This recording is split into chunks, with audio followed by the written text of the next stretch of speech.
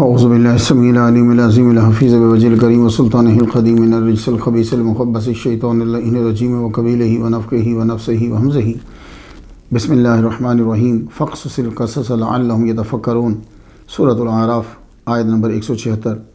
اللہ فرماتا ہے کہ ان کو قصص جو ہے وہ بیان کرو شاید کہ وہ فکر کریں۔ سبحانک اللہم وبحمدک لا الہ الا انت استغفرک واتوب الیک۔ تحریر و تقریر سے پہلے اسے پڑھ لیا جائے تو کوئی خطا ہو جائے تو اللہ تعالیٰ معاف فرما دیتا ہے۔ اللہم صلی علی سیدنا محمد و آباء محمد و آل محمد و صحابہ محمد و بارک وسلم۔ ہم سب اقرار کرتے ہیں کہ اللہ تعالیٰ کے سوا کوئی معبود نہیں، کوئی نبی، کوئی ولی، کوئی جن، کوئی پری، کوئی مزار، کوئی قبر نہ معبود ہے نہ اللہ تعالیٰ کے برابر ہے، اللہ واحد حقیقی ہے۔ ہم سب اقرار کرتے ہیں حضور صلی اللہ علیہ وآلہ وسلم تمام انبیاء کے سردار ہیں، آپ کو اللہ تعالیٰ نے آخر میں بھیجا، ان کے بعد کوئی نبی پیدا نہیں ہوگا۔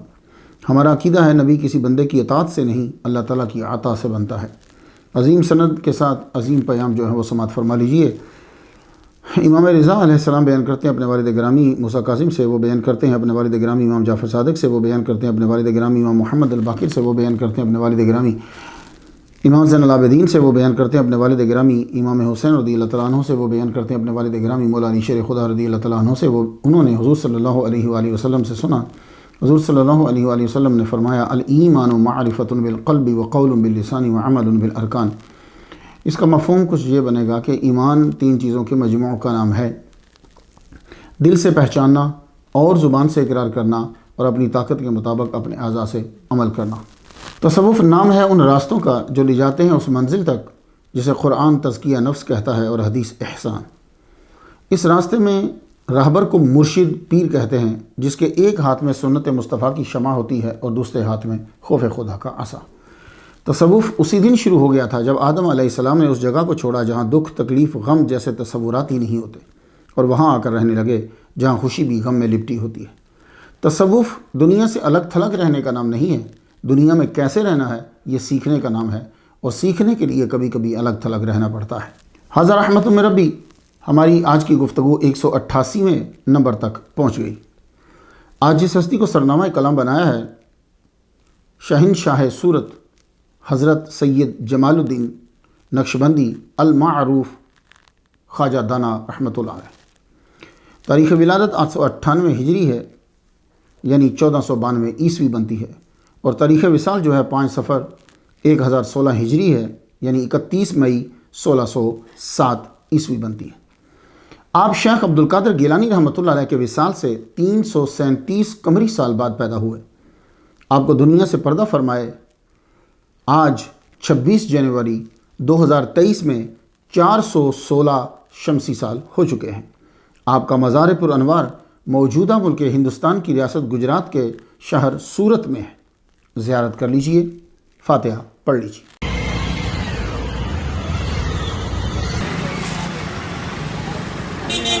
درگاہ کا مین گیٹ، یہ گیٹ ہے اور یہ راستہ ہے درگاہ کے اندر جانے کا۔ سامنے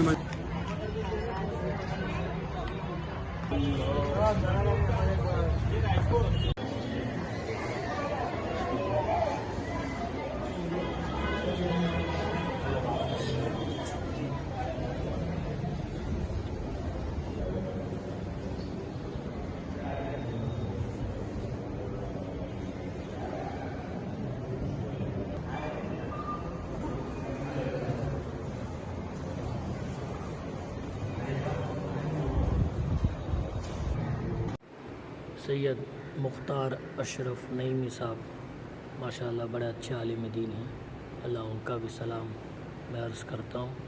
اللہ تعالیٰ حضرت خواجہ دانا شہنشاہ سورت کی بارگاہ میں ان کا سلام عرض کرتا ہوں بذریعہ میرے پیر و مرشد نواز ہے مفتی اعظم ذو جمال ملت دامت برکاتہم العالیہ۔ شکریہ ادا کرتا ہوں شکیل ابراہیم صاحب کا، جنہوں نے سورت سے کلپ منگوا کے دیے اجمل تنبی صاحب کے ذریعے سے، اور محمد طارق شرف الدین دونوں کا شکریہ ادا کرتا ہوں۔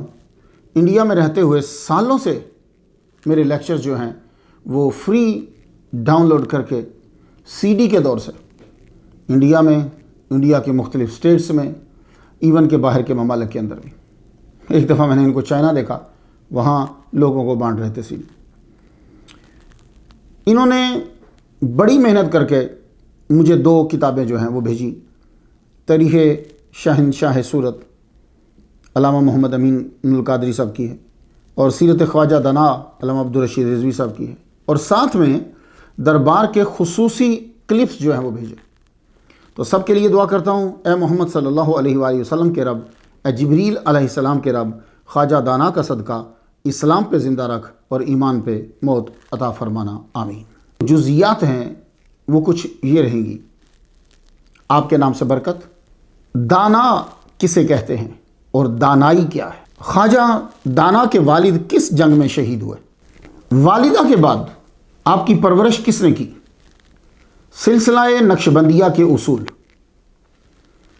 آذربائیجان سے ہندوستان کب آئے؟ آپ کا وصال اور مسال.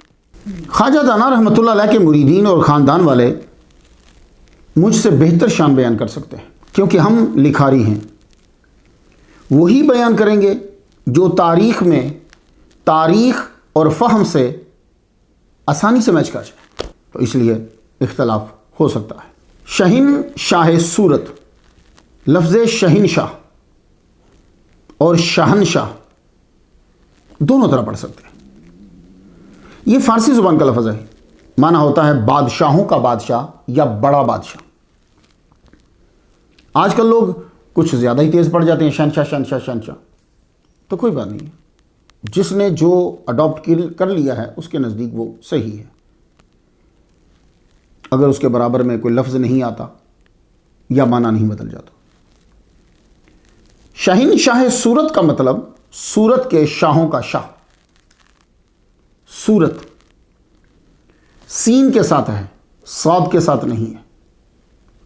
یہ قرآن مجید والی سورت نہیں، یہ سینسکرٹ سے ہے. سورت مطلب ہوتا ہے گرمی، سختی، تند و تیز. سورت کا معنی سین کے ساتھ، سینسکرٹ سے.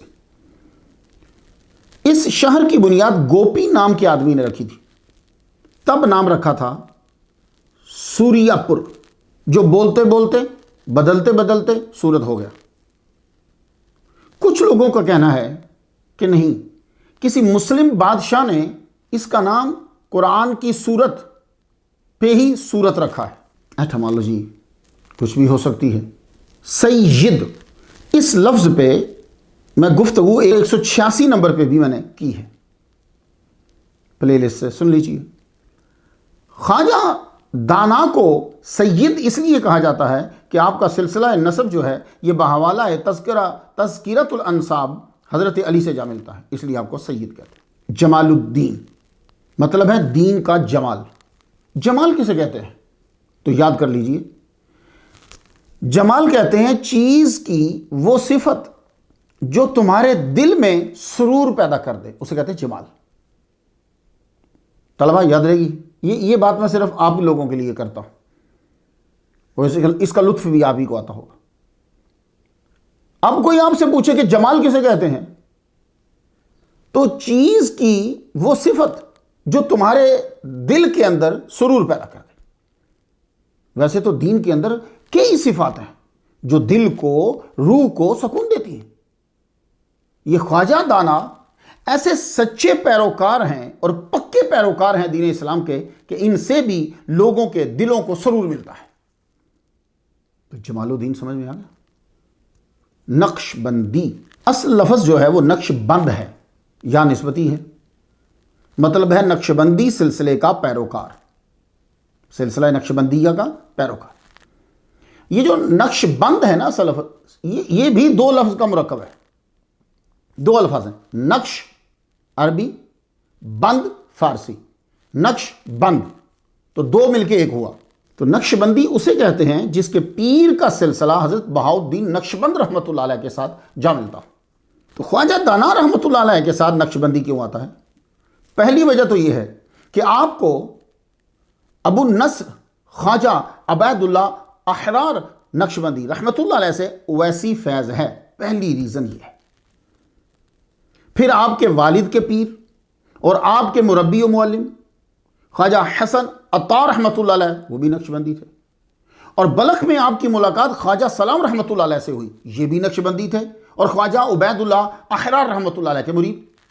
اس لیے خواجہ دانا رحمۃ اللہ علیہ کے ساتھ نقش بندی آتا ہے۔ دانا، میں اس لفظ پہ کچھ گفتگو جو ہے وہ 123 نمبر سٹوری پہ کر آیا ہوں، حضرت بہلول دانا۔ یہاں یہ سن لیں کہ دانا فارسی زبان کا ہے اور صفت ہے یہ عالم، حکیم، دانشمند، عاقل، زیرک، پیر جہاں دیدہ، ان کو دانا کہا جاتا ہے۔ سوال یہ ہے کہ دانا کا لقب آپ کو کس نے دیا؟ خواجہ دانا مشہور ہو گیا، یہ لقب آپ کو دیا کس نے؟ تو طلبہ اور تصوف کے شائقین جو ہے وہ اس کا معنی، وہ اس کی ریزن تلاش کر سکتے ہیں، لیکن پہلے ہمیں دانائی کو سمجھنا ہوگا کہ دانائی کیا ہے۔ دانا اسے کہتے ہیں جس کے پاس دانائی ہو۔ تو دانائی کیا ہے؟ دانائی کا پتہ نہ ہو اور دانا دانا دانا پکارتے رہیں تو فائدہ مکمل نہیں ہوگا۔ معلوم ہونے کے بعد جب پکارو گے خواجہ دانا تو عقیدت کچھ اور ہی ہوگی۔ یہ اکثر ہمارے ساتھ ہوتا ہے، ہم ذکر تو کرتے ہیں، اللہ تعالیٰ کے نام کو بولتے ہیں، لیکن اس نام کا مقام اور اہمیت کیا ہے، اصل حقیقت کیا ہے، وہ پتہ نہیں ہوتی، اس لیے ویسے ہی بولتے جاتے ہیں۔ ورنہ یقین جانیے اگر آپ کو معلوم ہونا تو ایک اللہ کے نام کے اوپر ہی آپ کے کئی دن گزر جائیں۔ میں مثال دیتا ہوں، حلیم رب تعالیٰ کا نام ہے، وہ جو کھانا ہوتا ہے وہ لحیم ہوتا ہے، وہ حلیم نہیں ہوتا، حلیم اللہ کا نام ہے۔ تو یہ حلیم اللہ کا نام ہے، یقین جانیے ایک دن اس پہ میرا دھیان چلا گیا، میں 3 دن تک روتا رہا، واہ یا اللہ۔ تو مجھے اس وقت حلیم کا معنی معلوم ہوا، تو پھر میں کہ یا اللہ پاک طاقت رکھنے کے باوجود، جاننے کے باوجود تو ہمیں بار بار معاف کر رہا ہے۔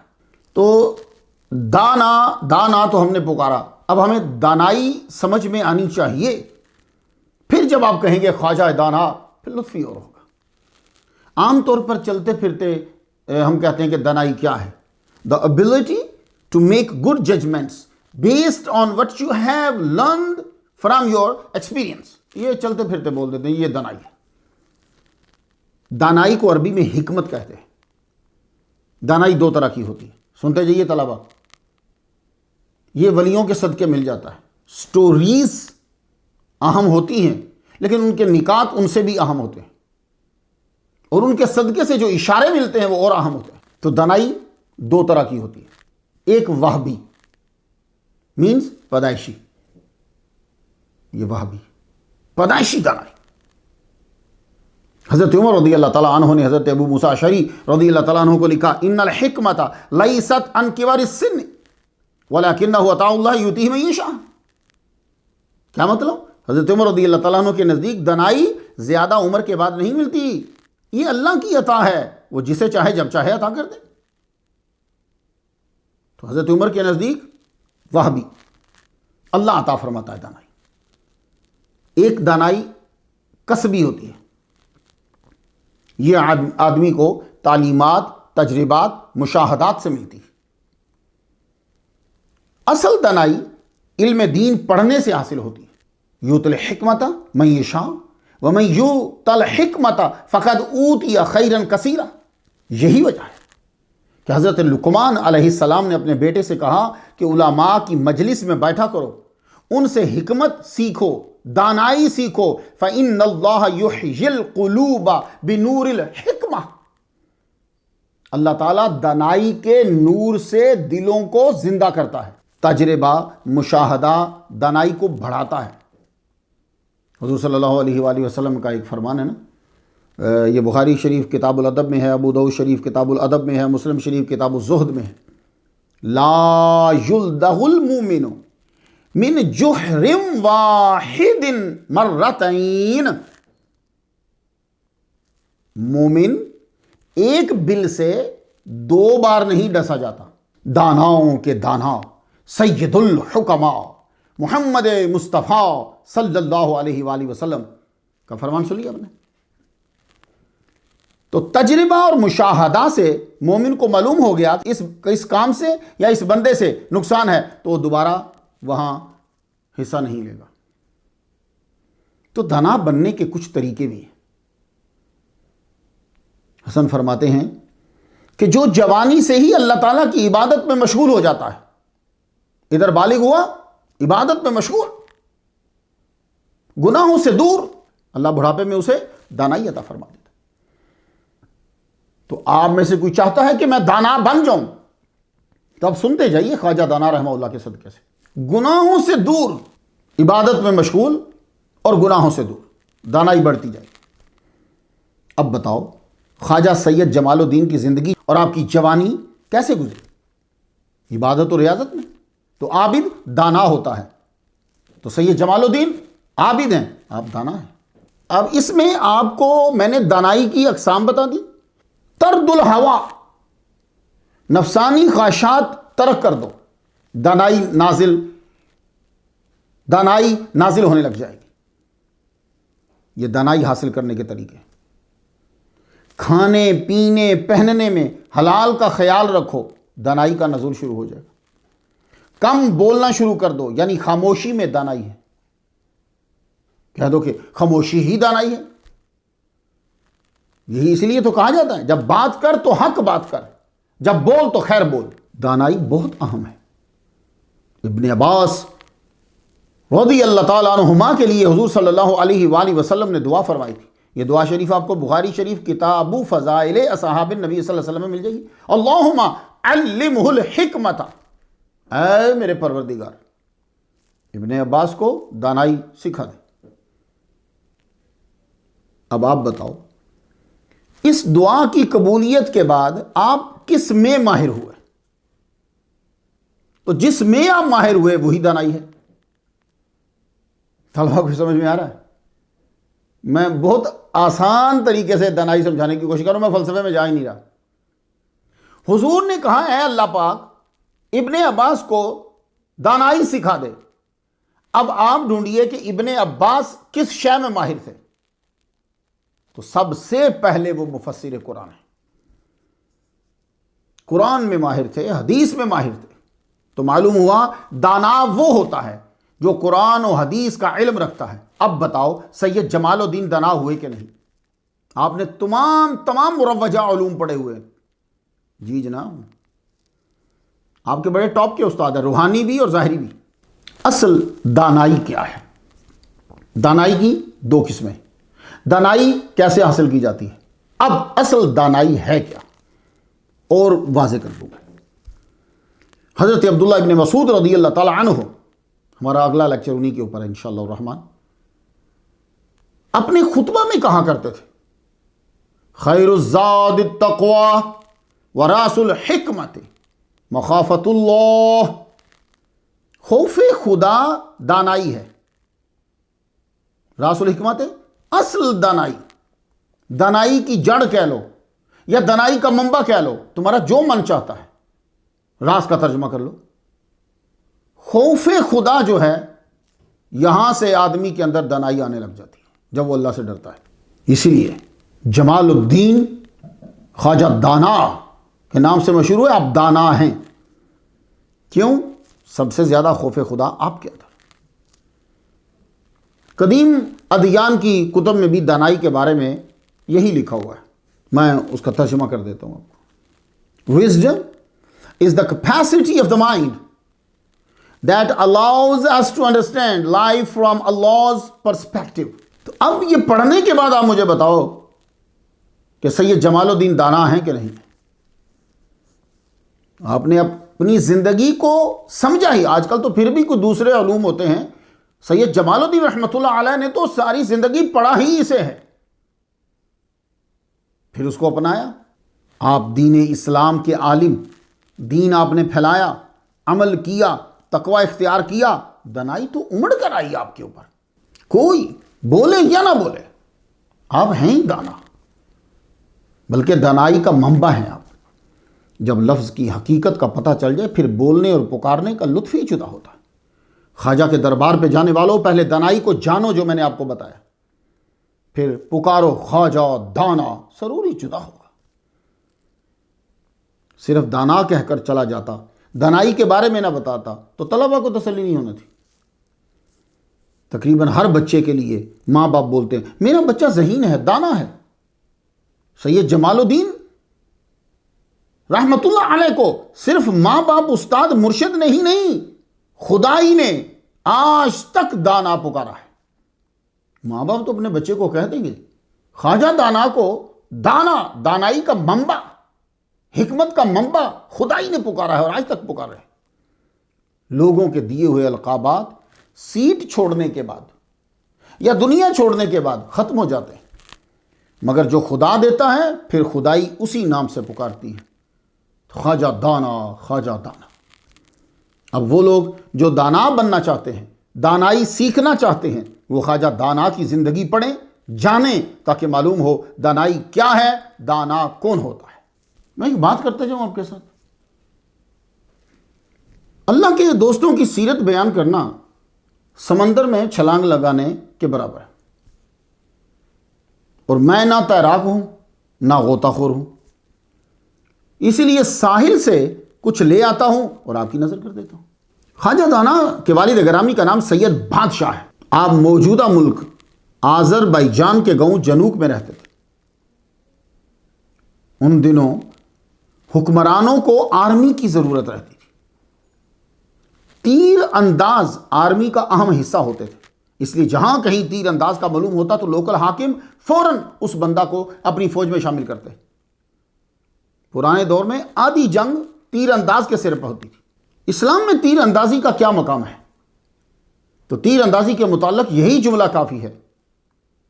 یہ طلباء کے لیے میں عرض کر رہا ہوں جو مجمع الزوائد میں ہے، بخاری شریف کتاب المغازی میں ہے، مسلم شریف کتاب و فضائل صحابہ میں ہے، ترمذی شریف کتاب المناقب میں ہے. وہ کون سا جملہ؟ حضور صلی اللہ علیہ وآلہ وسلم نے یوم احد میں حضرت سعد بن ابی وقاص رضی اللہ تعالیٰ عنہ سے کہا، ارمی فدا کا ابی و امی، چلا تیر، تجھ پہ میرے ماں باپ قربان ہوں. اللہ اکبر جل شانہ. فہم والوں کے لیے تو اتنا ہی کافی ہے جملہ کہ تیر اندازی کی کیا حیثیت ہے اسلام کے اندر. بیک وقت ماں باپ کو ایک ساتھ پھر کبھی نہیں کہا. ارمی، سعد بن ابی وقاص سے کہا چلا تیر، فدا کا ابی و امی، میری امی اور میرے ابو تیرے پہ فدا. تو بتا رہا تھا میں کہ خواجہ دانا کے والد گرامی بہترین تیر انداز تھے. شروان دونوں طرح سے پروننسیشن ہے. یہ علاقے کا نام ہے. اس علاقے کی وجہ سے یہاں کے بادشاہ کو حاکم شروان یا حاکم شروان کہتے تھے. شاہ شروان، شاہ لا یزاں، حاکم دربند. شہر شابراں سے ان کی حکومت شروع ہوئی، بنو عباس کے دور میں پھر پھیلتی گئی. شروان شاہ 917 عیسوی تک چھائے رہے ان علاقوں میں. ان کا ایک بادشاہ حاکم دربند شاہ لا یزاں حاکم شروان فرخ یسار بن خلیل اول تخت نشین ہوا. تو آرمی کو اس نے مضبوط کیا کیونکہ اسے صفوید سے حملے کا خطرہ تھا. صفوید اسے ہر صورت قتل کرنا چاہتے تھے. وجہ کیا تھی بھائی؟ یہ فرخ یسار کو کیوں قتل کرنا چاہتے تھے؟ شیعہ امامیہ صفویہ کے مرشد اول شیخ علاء الدین ابو نصر جنید نے فرخ یسار کے ابا خلیل اللہ اول سے جنگ چھیڑ دی. یہ جنگ میں کام آ گئے. شیخ جنید جو ہیں یہ صفوید کے پہلے بادشاہ شاہ اسماعیل کے دادا جی تھے. یہ خلیل اللہ اول کے بعد ان کا بیٹا فرخ یسار شاہ شروان بنا. 1465 میں یہ تخت پہ بیٹھا. تو شیخ جنید کا بیٹا شیخ حیدر 6 سال کا تھا اس وقت، تو چھوٹی سی عمر میں ہی اسے جانشین بنا دیا. بات کچھ سمجھ میں آ رہی ہے؟ یہ سمجھ میں آئے گی تو آگے خواجہ دانا کے ابا حضور سمجھ میں آئیں گے. یعنی شیخ جنید کی لڑائی ہوئی خلیل اللہ اول کے ساتھ. خلیل اللہ اول کی فوج نے شیخ جنید کو مار دیا. اب خلیل اللہ اول کا بیٹا فرخ یسار جو ہے وہ تخت نشین ہوا. ادھر شیخ جنید کا بیٹا شیخ حیدر جو ہے وہ 6 سال کا تھا جب یہ تخت نشین ہوا. اس وقت 6 سال کا تھا، اس کو جانشین بنا دیا. تو شیخ کے بیٹے نے بادشاہ کے بیٹے سے باپ کا بدلہ لینے کے لیے فوج اکٹھی کرنی شروع کر دی. ادھر فرخ یسار نے بھی خصوصی حکم دیا کہ تیر انداز جہاں ملے فوج میں لاؤ. اسے سید بادشاہ کا معلوم ہوا کہ یہ تو چلتے گھوڑے پہ تیر چلاتے ہیں تو تیر نشانے پہ لگتا ہے. ہر شعبے کے اندر مہارت ہوتی. تو تیر انداز کی مہارت یہ ہے کہ وہ موو بھی کر رہا ہو تو تیر چلائے تو تیر نشانے پہ لگے. یہ خواجہ دانا کے ابا کے اندر کمال تھا. آپ کو باکو میں بلایا. باکو شہر اب بھی ہے, وہ یہ پایا تخت رہا ہے بہت بادشاہوں کا. تو یہ فروغ یسار کا یہ باکو اور یہ علاقے جو ہیں یہ اس وقت اہم علاقے تھے. باکو میں بلایا اور تیر اندازوں کا سالار بنا دیا کہ سارے تیر انداز آپ کے اندر. چھوٹی موٹی جھڑپیں ہوتی رہتی باغیوں سے دوسروں سے, ان جھڑپوں میں آپ کا ہنر نکلتا, مہارت نکلتی, تو آپ کا رینک بڑھتا جاتا, تنخواہ بڑھتی جاتی. آپ گھر پہ چھٹی پہ تشریف لائے, رشتہ داروں نے دیکھا کہ کام مل گیا ہے, بچہ نوکری پہ لگ جائے تو فوراً شادی کا سوچنے لگ جاتے ہیں, یہ خرچہ چلا سکتے ہیں, چلو شادی کر دو. اب ملاقاتیں اور شادی کی باتیں خاندان میں چل رہی تھی کہ آپ ایک روز گاؤں کے باہر ایک درخت کے نیچے بیٹھے ہوئے تھے. ایک ولی صفت, ولی صورت تشریف لائے اور سلام کر کے قریب بیٹھ گئے. کتنے خوش نصیب ہوتے ہیں وہ لوگ, کنواں جن کو آ کر کہتا ہے کہ پیاس بجھا لو. سید بادشاہ بھی انہی لوگوں میں سے تھے کہ فیض خود, فائدہ خود چل کر آتا ہے. خواجہ سید بادشاہ نے کہا آپ یہاں کے تو نہیں لگتے. بولے ہاں میں نیا ہوں, میرا نام حسن عطا ہے, میں مرید ہوں خواجہ عبید اللہ احرار رحمۃ اللہ علیہ کا. انہوں نے مجھے اس گاؤں میں تبلیغ کے لیے بھیجا ہے. خواجہ احرار بادشاہ گر تھے, بادشاہ گر تھے. خواجہ دانا کے چاہنے والوں, خواجہ دانا کے والد کے پیر کے بارے میں بہت کے آگے نا, تھوڑا سا سن لو. اب خواجہ احرار سمرقند میں پیدا ہوئے, لیکن ان کے آباء و اجداد وہ بغداد سے آئے تھے. باپ کی طرف سے حضرت ابوبکر صدیق کی اولاد سے, اماں جان کی طرف سے حضرت عمر رضی اللہ تعالیٰ عنہ کی اولاد سے. تو ہوئے نا سیدہ کہول اہل الجنہ, 2 سیدوں کی اولاد سے ہوئے. آپ سمرقند کی امیر ترین شخصیت ہے, دولت میں بھی عبادت میں بھی. سمرقند کی معاشی, معاشرتی, سیاسی حلقوں میں آپ کا بڑا اثر تھا. آپ قرآن و حدیث اور تصوف کے بہت بڑے اسکالر تھے. اس دور میں تو لوگ مدارس میں جاتے تھے نا, تو افغانستان گڑھ ہوتا تھا. آپ ہرات تک پڑھنے آئے. ان کی روحانی پاور سے میں ایک بات آپ کو سناتا ہوں, کیونکہ یہ ٹاپک نہیں ہے, لیکن چونکہ تعلق رکھتا ہے خواجہ دانا سے, اس لیے مجھے سنانا ہے. آپ سمرقند کے حاکم کے پاس گئے, عوام کی بہتری کے لیے بات کرنے کے لیے گیا کہ فلاں جگہ مسئلہ ہے, آپ لوگ جو ہیں وہ عدل کرو. اس نے بات سنی نہیں, توجہ نہیں دی. آپ اٹھے, دیوار کے اوپر اس کا نام لکھا, نام لکھ کے آپ نے مٹا دیا. فرمانے لگے میں اللہ کے حکم سے آیا تھا لیکن تو نے توجہ نہیں دی, اب اللہ تمہارا تخت کسی اور کو دے گا. یہ کہہ کر چلے آئے. چند ہی ایام کے بعد ابو سعید مرزا نے حملہ کر دیا اور اس کا تخت چھین لیا. آپ جانتے ہیں یہ ابو سعید مرزا کون ہے؟ یہ ظہیر الدین بابر کا گرینڈ فادر ہے. خواجہ حسن عطا رحمۃ اللہ علیہ ان کے بھیجے ہوئے تھے. خواجہ حسن عطا ان کے بھیجے ہوئے تھے. اب آپ کو سمجھ میں آ جائے گی بات, کہ کوئی عام آدمی نہیں آیا. سید بادشاہ کو ان سے مل کر سکون ملا. آپ ان کو اپنے گھر لے گئے, خوب خدمت کی. بس سید اور سخی نہ ہو. خواجہ حسن عطا کو ان کی وجہ سے تبلیغ کرنے کا موقع مل گیا. آپ نے وہاں لوگوں کو سلسلہ نقشبندیہ کے اصول بتائے. آپ جانتے ہیں سلسلہ نقشبندیہ کے اصول کیا ہیں, یا صرف آپ دربار سے ہو کے واپس آ جاتے ہیں؟ خواجہ دانا تبھی خوش ہوں گے جب آپ ان کے سلسلے پہ عمل کریں گے. ماں باپ خوش کب ہوں گے آپ بتائیے مجھے, بتا دیجیے. ماں باپ خوش کب ہوں گے؟ آپ امی ابو کا نام لیتے رہو تب نہیں, ان کی بات مانو تب, پھر وہ بہت خوش ہوتے ہیں. ان کے دل سے دعا نکلتی, کہنے کی ضرورت ہی نہیں. تو خواجہ دانا رحمۃ اللہ علیہ نقش بندی ہیں. اصول کیا ہیں جی؟ تو پھر تیار ہو جاؤ. آج خواجہ دانا کے چاہنے والوں کوئی مس نہیں ہونا چاہیے, ان میں سے کوئی بات مس نہیں ہونی چاہیے. نقش بندیوں کے نزدیک ولی وہ ہوتا ہے جس میں 10 خصائل ہوں. اصل یہ باتیں ہوتی ہیں جو اس ولی کے صدقے سے ظاہر ہو جاتی ہیں. سٹوری تو کوئی بھی سنا دے گا. اب 10 یاد کرنا آپ نے, طلبہ آپ تو لکھیے. التوبہ, الانابہ, القناعہ, الورع, الصبر, الشکر, ذکر, توکل, تسلیم, رضا. نقش بندی نفس پہ بہت زیادہ توجہ دیتے ہیں. ان کے نزدیک 7 مراتب ہیں، آپ اقسام بھی کہہ سکتے ہو. نفس امارہ، یہ انسان کو شہوات و خواہشات کی طرف لے جاتا ہے. برے اعمال اور بری سوچوں کا یہی مرکز ہے نفس امارہ. اسی پہ قبضہ و کنٹرول کرنے کے لیے مختلف مجاہدے جو ہیں وہ کیے جاتے ہیں. وما ابرئ نفسی ان النفس لامارۃ بالسوء، 13واں پارہ شروع ہوتا ہے نا. نفس اللوامہ،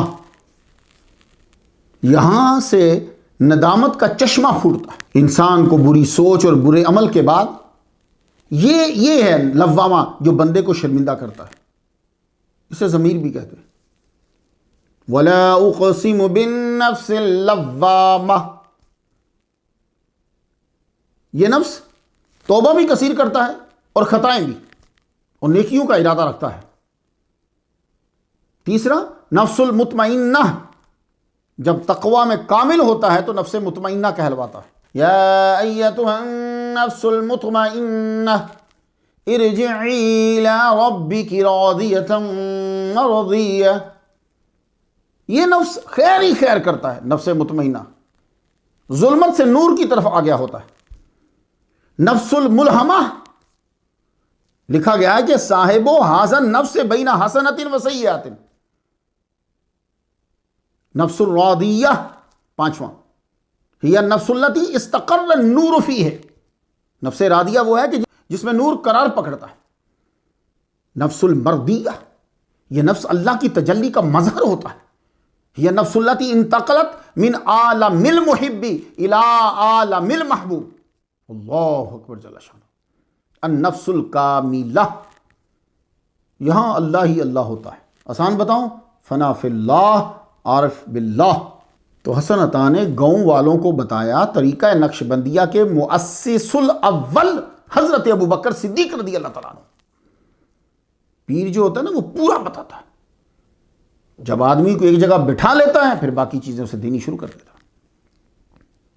ابو بکر صدیق رضی اللہ تعالیٰ عنہ مؤسس الاول ہے طریقہ نقش بندیہ کے. حضرت ابو بکر صدیق رضی اللہ تعالیٰ عنہ کے اندر 2 کمال تھے.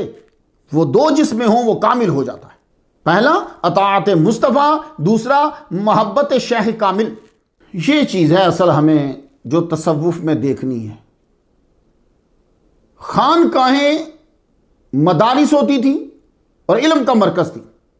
چیز چھوٹ گئی. کیوں؟ صرف سٹوری اور کرامت کو رکھا، علم کو نکال دیا. وہ نہیں کرنا تھا. تو اب خواجہ حسن عطا کا گاؤں میں آ جانا، سبحان اللہ. آپ نے نفس کے بارے میں پہلے بتایا یہ چیزیں ہیں، کس کو چھوڑنا ہے اور کس پہ دھیان دینا ہے اور کون سا لینا ہے. فرمایا کہ بندہ کامیاب ہی تبھی ہو سکتا ہے جب اس کے اندر اطاعت مصطفیٰ ہو اور اپنے مرشد کی محبت کامل ہو. یہ ابو بکر صدیق رضی اللہ تعالیٰ عنہ میں تھی. حضور کے نقش قدم پہ چلتے تھے اور محبت سرکار سے بے تحاشا. سنو، نقش بندیہ سلسلہ کی غرض و غایت اللہ کی معرفت ہے، مگر یہ شریعت کی پابندی سے حاصل ہوتی ہے. لوگ خواجہ عطا کی باتیں سننے کے بعد اب کوئی اعتراض کرے وہ جی یہ تصوف کیا ہے، اب سنو وہ کیا کہہ رہے ہیں. شاہ نقش بند فرماتے ہیں ہمارا مقصد تمام حرکات و سکنات و عادات میں حضور صلی اللہ علیہ وسلم اور صحابہ کی پیروی کرنا ہے. نقش بندیوں کا تصوف صرف نبی کی اتباع ہے. بھائی کتنا بڑا ذخیرہ جو ہے وہ چند لائنز کے اندر خواجہ حسن عطا رحمۃ اللہ علیہ سید بادشاہ کو دے رہے ہیں اور وہاں گاؤں والے لوگوں کو عطا کر رہے ہیں.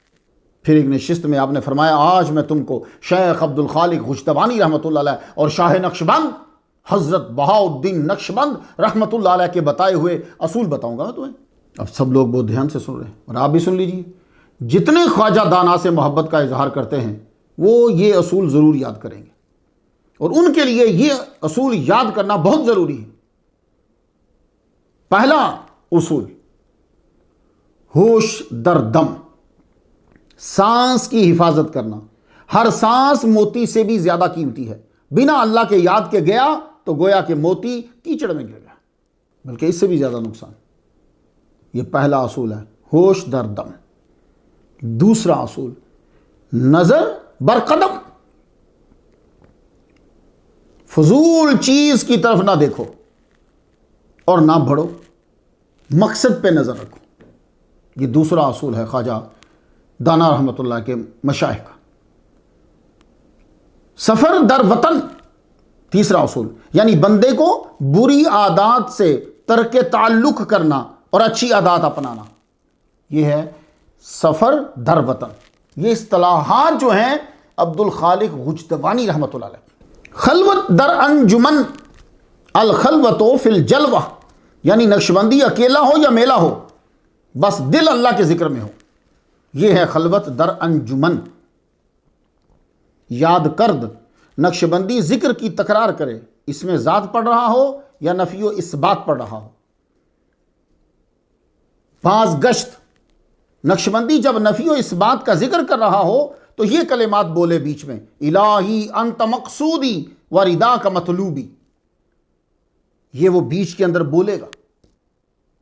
جب وہ لا الہ الا اللہ، لا الہ الا اللہ یہ ذکر کر رہا ہوگا تو بیچ میں یہ آئے گا، اسے یہ باز گشت ہے، الہی انت مقصودی و ردا کا مطلوبی۔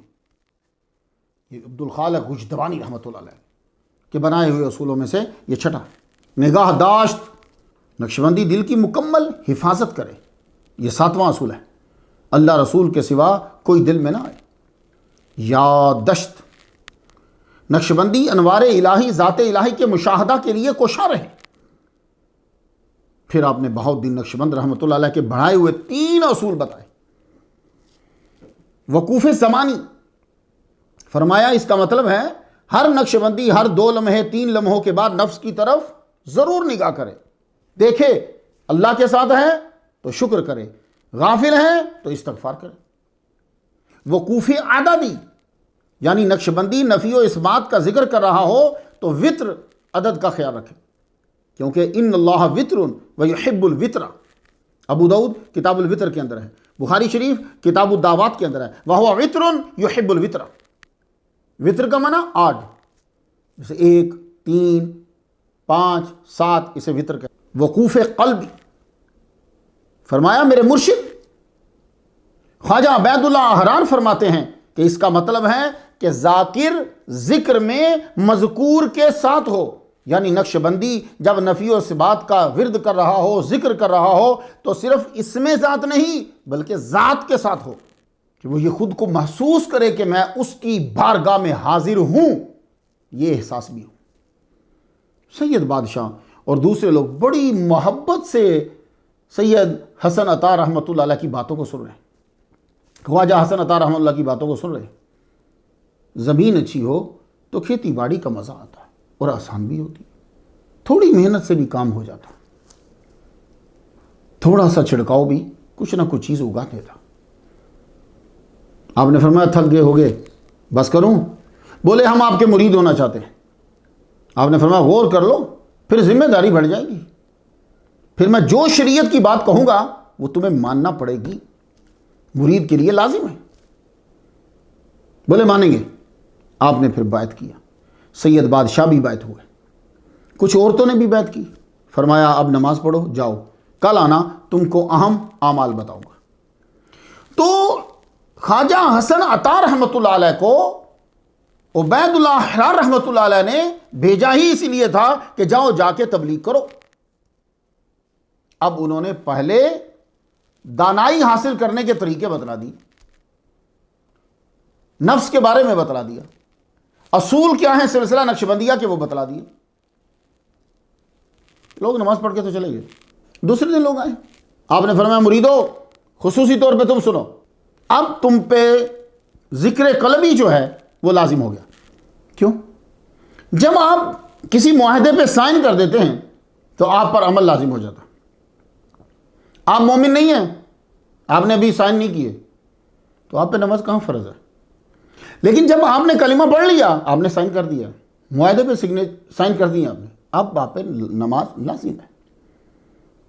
پیسے ہیں تو حج لازم ہے، پیسے ہیں تو زکوٰۃ لازم ہے، طاقت ہے تو روزہ لازم ہے، میری بات سمجھ میں آ رہی ہے آپ؟ لوگ کہتے ہیں یہ بڑی سختی ہے، بڑی سختی ہے، بڑی سختی کس میں نہیں ہے؟ کوئی آدمی مجھے بتا دے سختی کس میں نہیں ہے۔ میں ایک دفعہ امریکہ تقریر کر رہا تھا، میں نے کہا ہمارے بچے یہاں کر کے ہیں اسلام میں سختی بڑی ہے، تو میں نے کہا یہاں بڑی نرمی ہے، تو سڑک کے اوپر جو ہے نا وہ لکھا ہوا ہے 70، تم جو ہے 120 چلا کے دکھاؤ، گاڑی 120 چلا کے دکھاؤ۔ ٹیکس دینا لازم ہے؟ نہ دو، کو میں نہیں دیتا۔ دیکھتے ہیں پھر ابھی تو بھائی صاحب سختی ہر ایک میں ہے، قوانین ہر ایک نے بنائے ہیں، توڑنے پہ سزا ہے، بس فرق صرف یہ ہے کہ اسلام کے اندر جو قوانین ہیں وہ تمہارے فائدے کے لیے ہیں، باقی دنیا نے جو قوانین بنائے ہیں وہ اپنے فائدے کے لیے بنائے ہیں۔ تو اب جب انہوں نے بیعت کر لیا ہے تو اب اصول ان پہ لاگو ہو گئے۔ تو فرمایا ہر وقت ذکر لسانی ممکن نہیں ہے، خرید و فروخت کر رہے ہو، کھیتی باڑی کر رہے ہو، تم الفاظ سے نہیں کر سکتے، روکنا پڑے گا۔ اگر تم ذکر قلبی کی عادت ڈال لو گے تو کسی وقت بھی ذکر رکے گا نہیں، بلکہ ایک وقت تو وہ آ جائے گا کہ تم سو رہے ہوگے، دل تمہارا ذکر کر رہا ہوگا۔ نقشبندی خواجہ دانا کی بارگاہ میں جانے والوں اب نکتے سنتے جاؤ تم۔ تو فرمایا دو ذکر ضروری ہیں، دو ذکر ضروری ہیں۔ پہلا اسم ذات، اللہ اللہ اللہ اللہ، جاری ہے، چلتے پھرتے قلب اللہ اللہ پکارے۔ جانتے ہو لا تقوم الساعۃ حتی لا یقال فی الارض اللہ اللہ، جب اللہ اللہ بند ہو جائے گی قیامت آ جائے گی۔ دوسرا ذکر نفی و اثبات کا ہے، لا الہ الا اللہ، اس میں لا الہ نفی ہے اور الا اللہ اثبات ہے، اور ترمذی شریف کے اندر آیا ہے افضل الذکر لا الہ الا اللہ۔ تو اس کو جب بھی پڑھنا ہے لا لمبا کر کے پڑھنا ہے، یاد رکھیے گا، لا الہ الا اللہ، لا الہ الا اللہ، لا الہ نہیں، لا الہ الا اللہ۔ اور سنو، ذکر کم از کم 5000 مرتبہ ہونا چاہیے، وہ اس میں ذات کا ہو یا نفی و اثبات کا ہو۔ یہ ابتدا ہے۔ ہمارے مرشد بتاتے ہیں کہ الدوام علی ذکر، یہ نقشبندی کی صفت ہے۔ اور دوسرا اہم عمل جو تم کو کرنا ہے یہ گوشہ نشینی ہے، خلوت میں بیٹھنا ہے، کم از کم 3 راتیں، 7 دن، اس کے بعد پھر 40 دن، بڑھاتے جاؤ، کیونکہ جان لو کہ لا یمکن الوصول الی معرفت الاصول و تنویر القلوب لمشاہدۃ المحبوب الا بالخلوہ۔ محبوب کا مشاہدہ ہی نہیں ہو سکتا خلوت میں بیٹھے بنا، خلوت میں بیٹھے بنا محبوب کا مشاہدہ ہی نہیں ہو سکتا۔ نقشبندیوں کے اندر ضروری، ہم نے بس خواجہ دانا کی ایک آدھ کرامت سن لی اور تعلیم ساری بلا دی، تبھی تو رزلٹ نہیں کرا۔ اور آپ نے لوگوں کو ذکر کرنے کا طریقہ بھی بتلا دیا۔ آپ نے فرمایا وقت نہیں ہے تو فکر کرنے کی ضرورت نہیں ہے، تمہارے پاس 3 دن نہیں ہے، 7 دن نہیں ہے، 40 دن نہیں، ایک لمحے کے لیے، کچھ منٹ کے لیے بھی بیٹھ سکتے ہو، تو یوں آنکھیں بند کر کے دل کی طرف دیکھتے ہوئے وہی مراقبہ کر لو، وہی خلوت وہیں ہو جائے گی۔ اور مراقبہ کا طریقہ سکھایا پھر آپ نے، اور آپ نے لوگوں کو ذکر کرنے کا بھی طریقہ سکھایا، اور فرمایا آج اتنا ہی کافی ہے، جاؤ کل آنا، مگر عشاء میں آنا، کل اہم رکن تمہیں سکھانا ہے۔ وہی اس وقت آپ سوچیں کہ یہ کیسے ہوتا، وہی اس وقت انٹرنیٹ نہیں تھا، ٹی وی نہیں تھا، ریڈیو نہیں تھا، اور وہ مسلمان تھے، وہ تو تڑپتے تھے کہ کوئی آئے اور ہمیں آ کے بتائے۔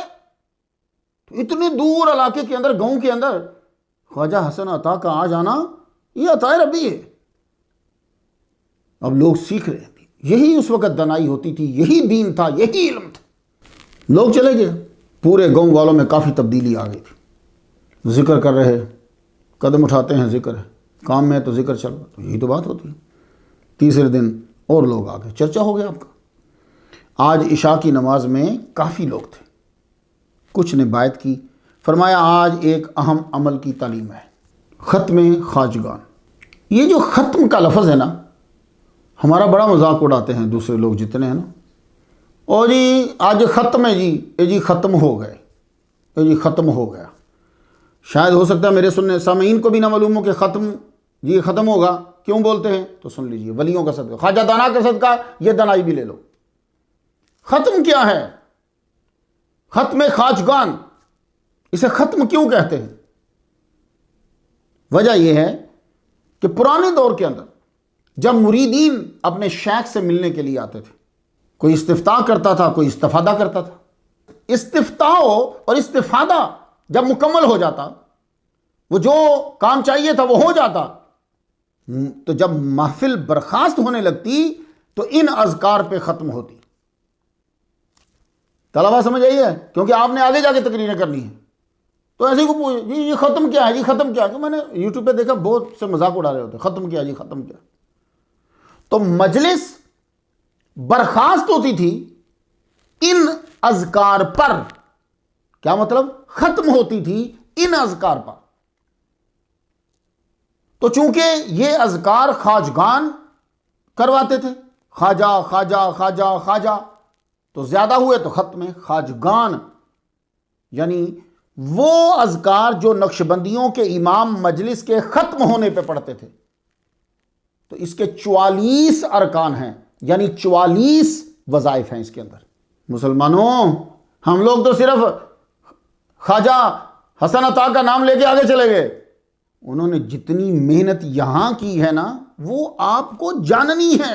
تیسری رات صرف آپ نے ختم خواجگان ہی سکھلایا، اور انہیں بتایا کہ اسے ختم کیوں کہتے۔ اب آپ کو سمجھ آ گئی؟ اور جی ختم پڑھ لیا ہے، کیا مطلب؟ یعنی قرآن ہو گیا، ساری چیزیں پڑھ لی ہیں، اب مجلس کے اینڈ پہ جو پڑھتے ہو وہ پڑھ لیا ہے، اس کو کہتے ہیں ختم، جو مجلس کے اینڈ پہ پڑھا جاتا تھا۔ تو ہمارے ہاں سارا کچھ تقریر، نعت، تلاوت، تقریر سب کچھ ہونے کے بعد پھر ہم پڑھتے قل یا ایھا الکافرون، 3 بار قل ھو اللہ، قل اعوذ برب الفلق، قل اعوذ برب الناس، اس پہ محفل ختم ہوتی۔ لو طلبہ، آپ جب تم تقریر کرو گے لطف آئے گا اور تمہیں بھی مزہ یقیناً آیا ہوگا۔ تو جب آپ نے ختم خواجگان ان کو سکھایا، سنایا، آخر میں تمام خواجگان جو پردہ کر گئے ان کے لیے دعا ہوئی۔ آپ نے فرمایا غور سے سنو، ہمارے مرشد خواجہ عبید اللہ حرار فرماتے ہیں کہ ہمارے مشائخ جو قبور میں ہیں وہ بھی فیض دیتے ہیں، جیسے ہمارے بہاؤالدین نقشبند نے خواجہ عبد الخالق غج دوانی رحمۃ اللہ علیہ سے بھی فیض لیا ہے۔ نقشبندیوں کے اندر بھی پہلے ذکر بالجہر ہی ہوتا تھا۔ جی یہ میں آپ کو بتا دوں، یہ ذکر قلبی جو ہے، یہ خفی جو ہے، یہ کب شروع ہوا؟ یہ بہاؤالدین نقشبند رحمۃ اللہ علیہ کے بعد شروع ہوا، یعنی آپ نے شروع کیا۔ فرمایا، خواجہ حسن عطا نے فرمایا، تمہارے لیے عقیدہ، احکام شرعیہ اور فقہ کے عام مسائل یہ جاننا ضروری ہیں، جب تک میں ہوں تمہیں سکھاتا رہوں گا۔ اب روز محفل لگتی ہے، آپ دین کی مختلف باتیں بتاتے اور سکھاتے انہیں۔ ایک روز خود ہی بولے، سید بادشاہ جی، مطلب کہ خاندان میری نظر میں ہے، سید ہیں، تو تم کہو تو میں تمہاری شادی کی بات چلاؤں؟ آپ کی مرضی ہے، میں وہ چھٹی لے کے آیا ہوا تھا اسی لیے۔ سمجھنا گیا، اچھا چند ہفتے رہنے کے بعد آپ چلے گئے، آپ کو اپنے مرشد سے ملنا تھا، خواجہ عبید اللہ حرار سے ملے، ان کو پروگریس بتائی، ڈیٹیل بتائی، گاؤں کا بتایا، انہوں نے دعا دی، برکت کی دعا دی، فرمانے لگے اللہ تعالیٰ تیرے فیض کو جاری کرے۔ وہاں سے پھر آپ سمرقند انہیں مل کر پھر آپ اس سید گھرانے میں گئے جہاں جا کر سید بادشاہ کی شادی کی بات کی، ان سے سید بادشاہ کی سیرت و صورت کا تذکرہ کیا، انہوں نے ہمیں بھر لیا، جو آپ کہتے ہیں ہمیں منظور ہے۔ آپ وہاں سے سیدھا گاؤں آئے، سید بادشاہ کو خوشخبری سنائی کہ آپ کی بات طے کر دی گئی ہے، اب آپ تیاری شروع کر دو۔ تیاری جاری تھی کہ شاہ لاجزاں حاکم دربند فرخ یسار کا قاصد آ گیا کہ آپ نوکری پہ واپس پہنچو۔ 29 سالہ شیخ حیدر صفوی اپنے باپ شیخ جنید صفوی کا بدلہ لینے کے لیے فرخ یسار پر بھرپور حملہ کرنے والا ہے۔ یہ 1488 میں جنگ ہوئی ہے۔ یہ فرخ یسار نے شیخ حیدر صفوی کی پوری فوج کا محاصرہ کر لیا۔ انہوں نے اب نکلنے کے لیے لڑائی شروع کر دی، گھمسان کی جنگ ہوئی، تیر اندازوں نے پھر چن چن کے مارے۔ سید بادشاہ کی سلاری کام دکھا گئی، شیخ حیدر پیر صفوی جو ہے اس کو تیر لگا، دوسرے نے آگے بڑھ کے گردن کاٹ دی۔ یوں شاہ شروان نے جنگ جیت لی۔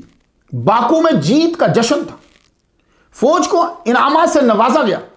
جب یہ جشن تھم گیا تو سید بادشاہ گئے فرخ یسار کے پاس، کہنے لگے مجھے چھٹی دے دو، مجھے جانا ہے۔ کہنے لگے نہیں، ابھی خطرہ ہے، جنگ جو ہے اس کے خطرے منڈلا رہے ہیں، آپ نہیں ابھی جا سکتے۔ یوں آگے ہوتے ہوتے ہوتے ہوتے 2 سال گزر گئے، مگر ان 2 سالوں میں پیچھے خواجہ حسن عطا مسلسل گاؤں آتے رہے، تبلیغ کرتے رہے۔ آپ کے یہاں مریدین بڑھ گئے تھے، آپ لوگوں کو قرآن، حدیث، تصوف کی تعلیم دیتے۔ 2 سال کے بعد فرخ یسار نے آپ کو چھٹی دی کہ میں مطمئن ہوں 1490 کی بات ہے کہ آپ گاؤں آئے، مگر خواجہ عطا سے ملاقات نہ ہوئی۔ وجہ یہ ہے کہ ان کے مرشد خواجہ عبید اللہ احرار رحمۃ اللہ علیہ کا وصال ہو گیا سمرقند میں۔ 1490 کی بات بتا رہا ہوں میں آپ کو۔ تو وہ وہاں سمرقند میں تھے۔ سید بادشاہ بڑی بے چینی سے ان کا انتظار کر رہے تھے کہ وہ آئیں۔ آخر وہ ایک روز تشریف لے آئے، پورا گاؤں ہی خوش ہوا۔ خواجہ سے دادا پیر کے لیے فاتحہ پڑھی، گفتگو چلی تو شادی پہ رک گئی۔ سید بادشاہ نے حیرانی سے پوچھا ابھی تک انہوں نے شادی نہیں کی؟ 2 سال گزر گئے؟ کہنے لگے نہیں، انہوں نے کہا جس کو ہم زبان دیتے ہیں پھر اسی پہ ہی مر جاتے ہیں۔ رابطہ کیا گیا، نکاح کی تاریخ مقرر ہوئی، سید بادشاہ کا گھر بس گیا۔ 1 سال گزر گیا، دوسرا سال شروع ہوا تو ایک روز نماز کے بعد خواجہ حسن عطا رحمۃ اللہ علیہ سے کہتے ہیں کہ مرشد دعا کرو اللہ بیٹا عطا فرمائے۔ آپ نے فرض نماز کے بعد دعا کی، کیونکہ فرض کے بعد دعا قبول ہوتی ہے۔ حضور نے فرمایا، نے کہا جاؤ اللہ تعالیٰ تمہیں بیٹا عطا فرمائے۔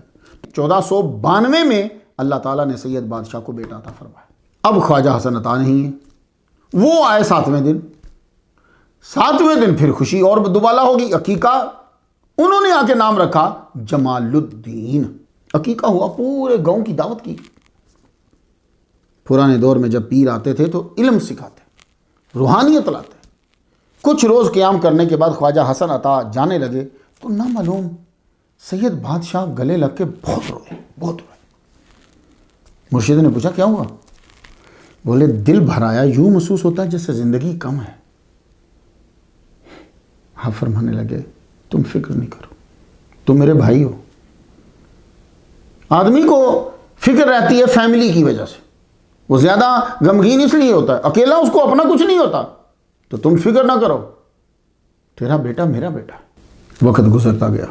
1499 میں اسماعیل صفوی اول جو ہے اس نے فوج جمع کی، فرخ یسار کے مقابلے میں آ شاماخی علاقے کے اندر جنگ جو ہے وہ چھڑ گئی۔ ان کو بھی فوراً بلا لیا گیا، پہنچے۔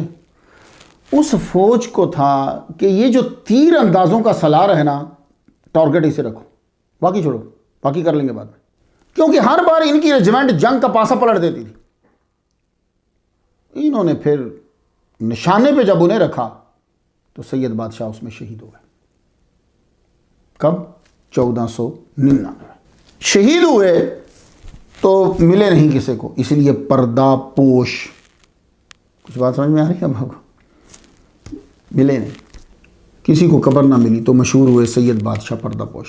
فرخ یسار گرفتار ہو گیا اور قتل کر دیا گیا۔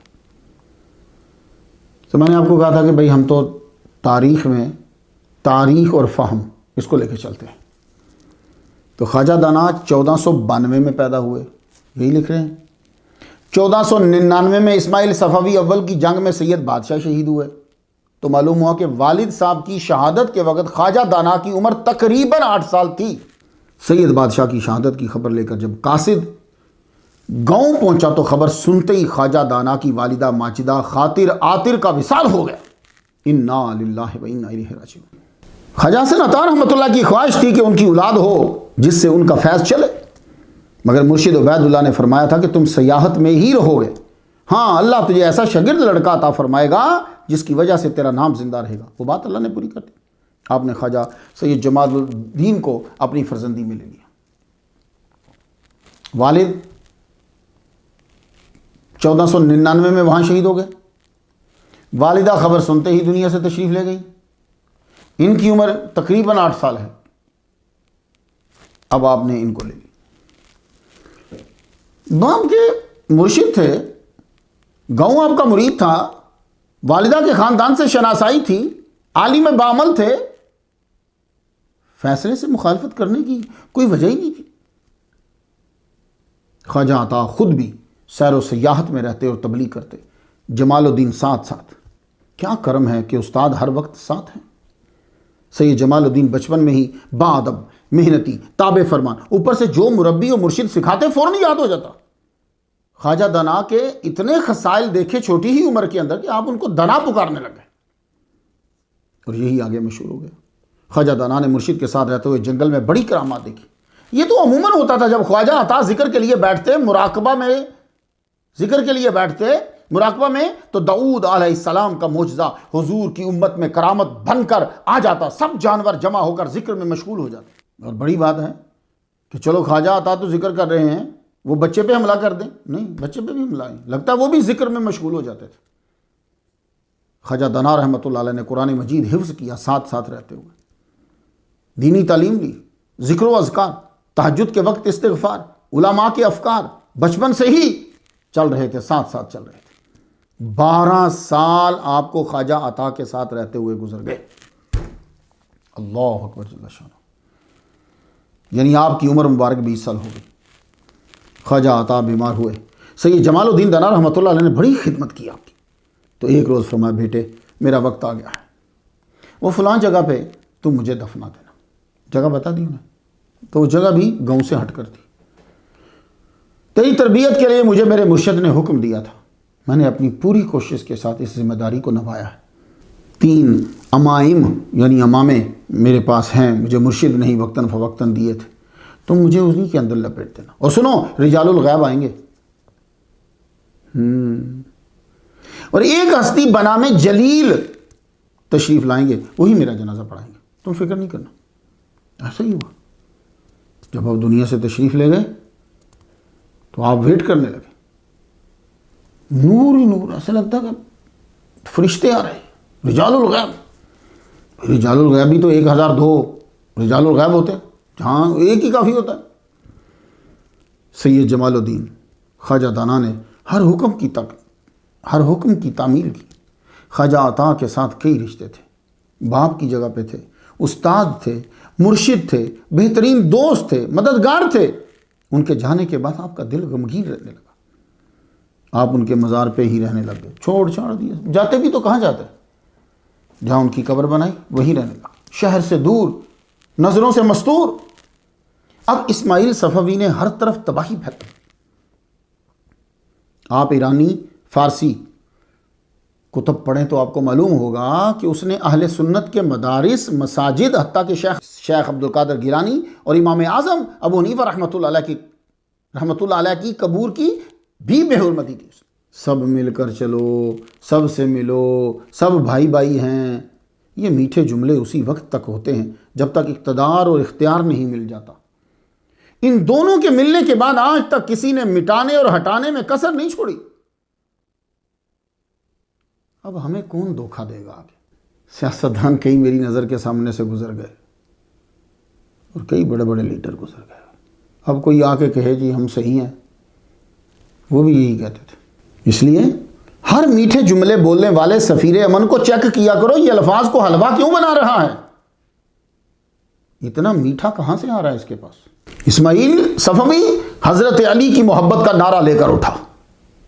یہ محبت کی تلوار نفرت کی تلوار سے بھی زیادہ ظلم کر گئی۔ حضرت علی سے محبت کرنے والے لوگوں کے سر بچاتے ہیں، اس نے زبردستی لوگوں کو تبرہ پر اکسایا، لوگ جان بچانے کے لیے تبرہ بول دیتے۔ آپ کا یہ جو دور ہے نا، یہ جنگلوں میں ہی گزرا ہے۔ یہ جو کیوں، یہ چن چن کے لوگوں کو کھڑا کر کے پوچھتے تھے، مساجد مدارس اہل سنت کے اڑا دیے سب چیز۔ اب خواجہ حسن عطا رحمہ اللہ کی قبر پر رہنے لگے خواجہ دانا، اور وہ رنگ پلٹ آیا پھر، غیب سے کھانے آ جاتے، آپ ذکر میں مشغول ہوتے، جانور جمع ہو جاتے، ایک عجیب سما خوراک آپ کی غیب سے آ رہی ہے، جو بھی آپ سے ملنے آتا آپ اس کی خدمت کرتے، سلسلہ نقشبندیہ کی تعلیم دیتے، قرآن و حدیث سے واعظ فرماتے۔ خواجہ حسن عطا کا مزار آہستہ آہستہ لوگوں کا گڑھ بنتا گیا، ہجوم بڑھ گیا۔ وہ جو لوگ صفوید آرمی سے بچنا چاہتے تھے وہ یہاں آ جاتے، آگے چھپ جاتے جنگل کے اندر۔ ایک روز اس علاقے کے مشہور علامہ سید محمد نقشبندی رحمۃ اللہ علیہ تشریف لائے. ان کا مدرسہ تھا، تباہ کر دیا گیا. آپ بھی خواجہ عبید اللہ احرار رحمۃ اللہ علیہ کے مرید تھے. یہ علوم و فنون میں ماہر تھے. 6 سال کا تقریباً عرصہ ہے سنگت کا، اور بہت کچھ سیکھنے کو ملا خواجہ دانا رحمۃ اللہ علیہ کو. دوسرے علوم و فنون بھی سیکھے. ان کا ساتھ ایک نعمت سے کم نہ تھا. علماء اپنی جان بچانے کے لیے جنگلوں میں رہنے لگے.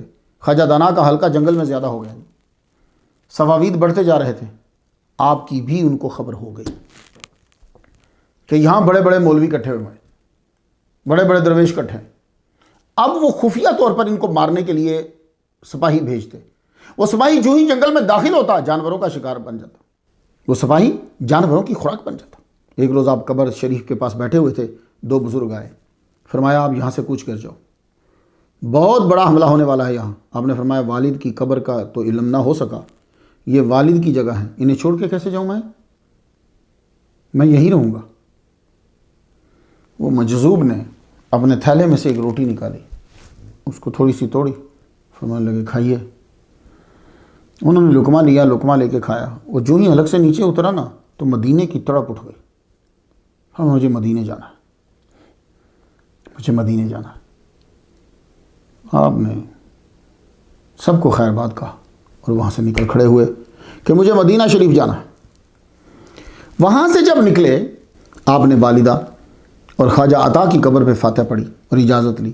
تمام دوستوں اور باسیوں کو فرمایا تم اپنی راہ لو، میں اب لمبے سفر پہ جا رہا ہوں. اس سفر میں لگتا ہے کہ واپسی یہاں نہیں ہے. آپ بلخ کی طرف غیر معروف رستوں سے روانہ ہوئے. وہاں پہنچے تو آپ کے پیر بھائیوں نے اور سید محمد رحمۃ اللہ علیہ کے اثر و رسوخ نے آپ کو روک لیا. واقفیت بڑھ گئی ان دونوں ذرائع سے. وہاں آپ نے خواجہ عبدالہادی نقشبندی رحمۃ اللہ علیہ کے ہاں قیام کیا. آپ کے اعزاز میں محفل ذکر وہاں ہوتی. اب جب محفل ذکر ہوتی تو مشائخ آتے، علماء آتے. اس کے اندر جب خواجہ دانا رحمۃ اللہ علیہ واعظ فرماتے تو کیا نکات بیان کرتے، سب اشش کر اٹھتے. تو خواجہ عبدالہادی نقشبندی کے ہاں عام آدمی نہیں، خاص لوگ آتے تھے. خواجہ دانا کی دنائی الفاظ کی شکل میں فضا و ہوا کے دوش پہ سوار ہو کر سامعین کے گوش پہ پہنچتی تو دل پہ چوٹ لگتی، آواز منہ سے نکلتی سبحان اللہ. وہ بلخ کی محافل میں سید جمال الدین دانا کا تذکرہ ہونے لگا. آپ کے والد کو تیر اندازی کی وجہ سے خواص جانتے تھے اور خواجہ عطا کی وجہ سے نقشبندیوں میں عقیدت بڑھی کہ وہی ان کے پیر وہ ہیں. آپ کے روحانی فیض نے اثر دکھایا، دلوں کو دیوانہ بنایا. آپ کی گفتگو سننے کے بعد ہر سامع یہی کہتا بڑے دانا ہیں جی. بلخ میں قیام کے دوران ہی خواجہ عبدالہادی نقشبندی رحمۃ اللہ کے ذریعے سے پیر محمد خان نقشبندی رحمۃ اللہ علیہ کی بیٹی سے آپ کا نکاح ہو گیا. آپ کافی عرصہ صفوید کی وجہ سے مدینہ نہ جا سکے. وہ آرمی کے بندے ہر طرف پھیلے ہوتے تھے. 1 سال گزر گیا، اللہ تعالیٰ نے آپ کو بیٹا عطا فرمایا، نام رکھا سید قاسم. پھر رکنا پڑا. جب وہ سال کا ہوا تو آپ خاندان سمیت مدینہ کا رخ آپ نے کیا. مریدین خدام بھی آپ کے ساتھ. راہ میں جو بڑا روحانی مزار آتا ضرور رکتے. خصوصاً ان مزارات کی طرف آپ لازمی گئے جن جن کا نام اپنے مرشد خواجہ عطا کی زبان سے سن رکھا تھا. آپ نے حج کیا، مدینہ شریف حاضری دی اور خواجہ عبدالہادی نقشبندی کے ساتھ موجودہ عراق اور ایران کا سفر بھی کیا. چونکہ آپ مسلکاً حنفی تھے اس لیے آپ نے امام اعظم نعمان بن ثابت رحمۃ اللہ کے مزار پر 40 روز قیام کیا. حضرت سلمان فارسی رضی اللہ تعالیٰ عنہ کے مزار پہ بھی گئے. مختصراً آپ کے سفر کی روح داد یہ ہے کہ ہر اس در پہ گئے جو شجرہ نقشبندیہ میں ہے. میں اللہ کے بھروسے پہ کہتا ہوں کہ آپ نے اپنے سے اوپر شجرہ طریقت اور شجرہ نسب میں مذکور تمام روحانی ہستیوں سے فیض لیا. کیونکہ نقشبندیہ کی تعلیم میں اس کا خاص طور پر تذکرہ کیا جاتا ہے کہ مشائخ جو صاحب قبر ہیں ان سے فیض لیا جا سکتا ہے. جب یہ روحانی سفر جسمانی لحاظ سے پورا ہوا تو آپ کو ہندوستان جانے کا حکم ہوا. آپ فیملی اور چند مریدین کے ساتھ بلخ سے غزنی، غزنی سے لاہور، لاہور سے ملتان، ملتان سے اجمیر تک پہنچ گئے. دوران سفر راہ میں آنے والے ہر بڑے روحانی مرکز پہ قیام کرتے، فاتحہ پڑھتے، پھر بڑھتے. آپ دہلی گئے، وہاں سے آگرہ آئے. یہ شیر شاہ سوری کا دور تھا. یاد رہے کہ شیر شاہ سوری کا انتقال 22 مئی 1545 عیسوی میں ہوا ہے. اس وقت خواجہ دانا رحمۃ اللہ کی عمر 53 سال تھی جب اس کا وصال ہوا ہے شیر شاہ سوری کا. آپ نے رحیل مسجد میں قیام کیا، چند دن بعد بڑودہ پہنچے، برہان پور، کرناٹک، گلبرگہ زیارت کرواتے سورت پہنچ گئے۔ سورت کی صورت چمک گئی۔ خواجہ دانا نے مستقل رہنے کی ٹھان لی، چونکہ آپ بلخ سے تشریف لائے تھے، گورنمنٹ نے آپ کو ویلکم کہا، آپ کو خانقاہ و مدرسہ و مسجد کے لیے جگہ دی۔ یہ سورت شہر مشہور بندرگاہ ہونے کی وجہ سے اس دور میں دولت و علم کا دروازہ تھا، بڑے بڑے علماء آئے، علوم و فنون کے مرکز بنائے۔ خواجہ دانا کے دور میں بھی یہاں بڑی گہما گہمی تھی، خصوصاً سورت شہر موسم حج میں مصروف ہو جاتا، کیونکہ یہاں سے ہی حجاج سمندری جہاز کے ذریعے جدہ جایا کرتے تھے۔ خواجہ دانا نے یہاں رہ کر حقیقی دانائی یعنی قرآن، حدیث اور تصوف کی تبلیغ کے لیے ادارہ کھولا۔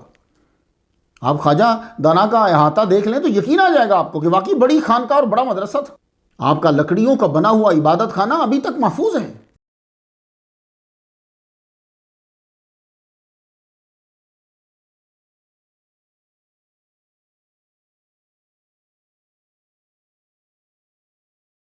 وہی محفلیں جو کبھی خواجہ عطا اور سید بادشاہ جماتے تھے، وہ محافل جو کبھی خواجہ عطا اور خواجہ دانا سے جاتے تھے، وہی اب سورت میں جمنے لگی۔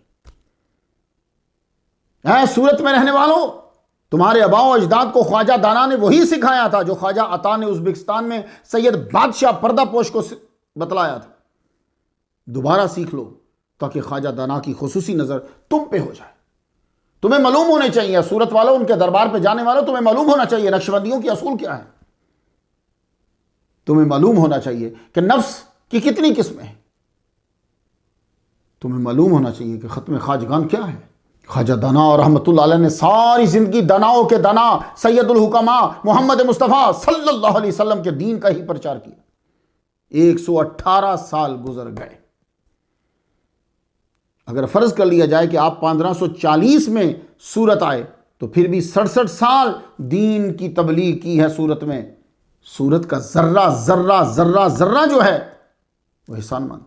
سورت والو، یہ کم کرامت ہے، کم احسان ہے کہ ایک نقشبندی بزرگ نے طویل سفر کیا اور آپ کو دین دیا۔ 5 سفر بروز جمعرات آپ کی طبیعت کو، اعضاء کو دوسری دنیا میں جانے کی اطلاع مل چکی تھی کہ یہ روح دوسری دنیا میں جا رہی ہے۔ اس جدائی کے غم میں اعضاء کمزور ہو گئے۔ بھئی میں ذرا دوسرے انداز میں بات کر رہا ہوں، طلباء کو لطف آئے گا۔ اعضاء کمزور ہو گئے نہیں کہہ رہا، روح جدا ہو رہی ہے، اس غم میں کمزور ہو گئے۔ آپ بے ہوش ہو گئے، بے ہوشی میں شام ہو گئی۔ آج بھی جمعرات ہے اور میں آپ کو تقریر سنا رہا ہوں طلباء، اس دن بھی جمعرات تھی، آج بھی رات ہے، تب بھی رات تھی۔ آپ ہوش میں آئے تو پوچھتے ہیں کیا وقت ہے؟ بولے شب جمعہ ہے، آج بھی شب جمعہ ہے اور میں آپ کو تقریر سنا رہا ہوں۔ آپ نے یاسین پڑھنا شروع کر دی اور آپ کچھ لفظ پڑھتے تو مریدین کو پتہ چل جاتا یاسین پڑھ رہے۔ جب وہ مکمل ہوئی تو آپ نے بلند آواز سے لا الہ الا اللہ محمد الرسول اللہ پڑھا، تو روح جہاں سے آئی تھی وہاں کے باسی آ گئے اور لے گئے۔ دوسرے دن جمعہ، پورے سورت کی صورت بدل گئی۔ سورت پہ سورج بھی کوئی چمک نہ لا سکا، وہ خود بھی غمگین تھا۔ سورج کیوں غمگین تھا؟ کیونکہ اسے آج سورت میں خواجہ کی صورت نظر نہیں آئی تھی، اور وہ جانتا تھا موت العالم موت العالم، تو عالم کے اندر وہ بھی آتا ہے۔ ایک عالم کی موت پورے جہان کی موت ہوتی۔ آپ کی قبر مبارک بنائی گئی، آسمان اتنا رویا، قبر کی ساری مٹی بہا کے لے گیا۔ فرشتوں نے آ کر آپ کے جسد انور کو مٹی اور پانی سے محفوظ رکھا۔ بارش ایک روز نہیں، کئی روز تک ہوتی، لگتا ہے کہ بہت ہی رو رہا تھا۔ بارش تھمی تو آپ کے مریدین آئے، صاحبزادہ آئے۔ وہی 100-200 سال پرانی قبر ہوتی کہیں دور علاقے میں تو شاید ڈھونڈنے میں دور کے لوگوں کو پرابلم ہو۔ یہ تو چند روز کی بات ہے، چند روز پہلے بنی ہے اور الگ تھلگ بنی ہوئی ہے، سب کے اندر نہیں ہے۔ اور آپ کے صاحبزادہ خونی رشتہ جو بڑے صاحبزادہ ہیں وہ موجود ہیں، جنہوں نے خود لحد میں اتارا ہے، تو انہیں معلوم تھا کہ قبر یہاں ہے۔ وہ تو اوپر سے ساری مٹی لے گئی، کھودا گیا۔ صاحبزادہ صاحب نے جگہ کا تعین کیا، لوگوں نے کرامت دیکھی کہ اتنی بارش کے باوجود کفن اور مکفن دونوں صحیح تھے۔ اللہ اکبر جل شانہ، یہ کرامت دکھانا تھا۔ اور لوگوں کو پھر زیارت کروانا تھی، کیونکہ 48 گھنٹے کے بعد تبدیلی آ جاتی ہے جناب۔ یہ سب سے پہلے یہ برین جو ہے نا یہ پگھل کے ناک سے باہر آ جاتا ہے، چہرہ بدل جاتا ہے۔ کئی دن بارش چلتی رہی، پھر چہرہ دیکھو، یہ خواجہ دانا ہے۔ اللہ اکبر جل، آپ کی بہت سی کرامت ہے، یہ کم کرامت ہے کہ آج تک آپ کا نام زندہ ہے، اور میں امریکہ میں بیٹھ کر خواجہ دانا رحمت اللہ علیہ کی بارگاہ میں نذرانہ عقیدت پیش کر رہا ہوں۔ سید برہان الدین صاحب سے کچھ سن لیجیے۔ السلام علیکم ورحمۃ اللہ وبرکاتہ۔ میں سید برہان الدین عرف فیضل بابا حضرت خواجہ دانا صاحب نقشبندی کی بارگاہ میں سے حاضر ہوا ہوں۔ الحمدللہ آج میں آپ کو وہ سرکار کی سیرت مختصر بتانا چاہتا ہوں۔ الحمدللہ سرکار کا نام سید جمال الدین ہے اور آپ کا لقب خواجہ دانا رضی اللہ تعالیٰ عنہ ہے۔ آپ سورت کی سرزمین پر آپ کا مزار ہے الحمدللہ، اور آپ کو 425 سال سورت میں ہو چکے ہیں آپ کے مزار کو، اور آپ کی غالباً 107 سال یا 118 سال عمر رہی تھی حیاتی کی، جو ایک کتاب میں موجود ہے۔ اور سرکار کی بارگاہ میں ابھی عرس آئے گا 426واں۔ عرس کے موقع پر جو کرامتیں ہوتی ہے وہ میں آپ کو بتانا چاہتا ہوں۔ پہلی کرامت تو یہ ہے کہ جب سرکار کی بارگاہ میں صندل شریف لایا جاتا ہے اس وقت 4 کرامتیں ہوتی ہے۔ پہلی کرامت یہ ہے کہ آپ کا دروازہ اپنے آپ کھل جاتا ہے۔ دوسری کرامت یہ ہے کہ جو سرکار کے گنبد کے اوپر جو پنجہ مبارک ہے وہ سلامی بھرتا ہے، اور جو ہونچ کا پانی ہے سرکار کا وہ اچھلتا ہے۔ اور سرکار آپ کے وصال کے بعد آپ کے بڑے صاحبزادہ جو بلخ پیدا ہوئے تھے، جو بلخ میں پیدا ہوئے تھے، سجادہ نشین ہوئے، لیکن یہ 3 سال کے بعد ان کا وصال ہو گیا 1610 میں۔ ان کے بعد صاحبزادہ سید ابو الحسن شاہ رحمۃ اللہ علیہ کو خوب موقع ملا اپنے والد گرامی کے فیض کو عام کرنے کا، اور آپ نے اس خانقاہ کو، مدرسہ کو، مسجد کو اور آگے بڑھایا، یعنی اس کی تعمیر نو ہوئی اور زیادہ تعمیر بڑھی۔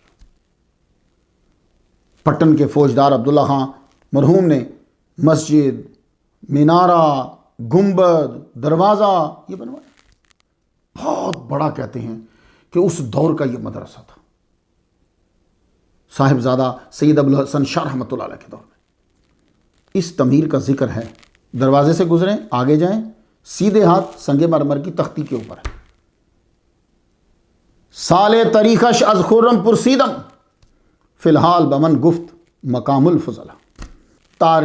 مقام الفضلہ اس کی تاریخ ہے، تو وہ کیا بنتی ہے؟ 1123 ہجری، تو یعنی 1123 ہجری کے اندر ایک بہت عظیم اور شاندار یہ مرکز ہوتا تھا۔ کیوں؟ اس لیے کہ آپ کے صاحبزادہ تھے، وہ کرامات اور سیرت کے ساتھ ساتھ تعلیمات کو بھی پکڑے ہوئے تھے ٹکا کے۔ تو مسلمانوں، ہم صاحب قبر سے تبھی فیض لے سکتے ہیں جب ان کی اطاعت کریں، شریعت میں اور طریقت میں۔ اے صورت والو، کامیابی کی کوئی صورت نہیں ہے اگر خواجہ دانا کی صورت نہ اپنائی، قول میں، فعل میں، عمل میں۔ تو خواجہ دانا دنیا میں دانا کہلوائے قرآن، حدیث، تصوف اور اولیاء کی تعظیم کرنے کی وجہ سے۔ تو آؤ ہم بھی انہی تعلیمات پر عمل کریں۔ الفاتحہ۔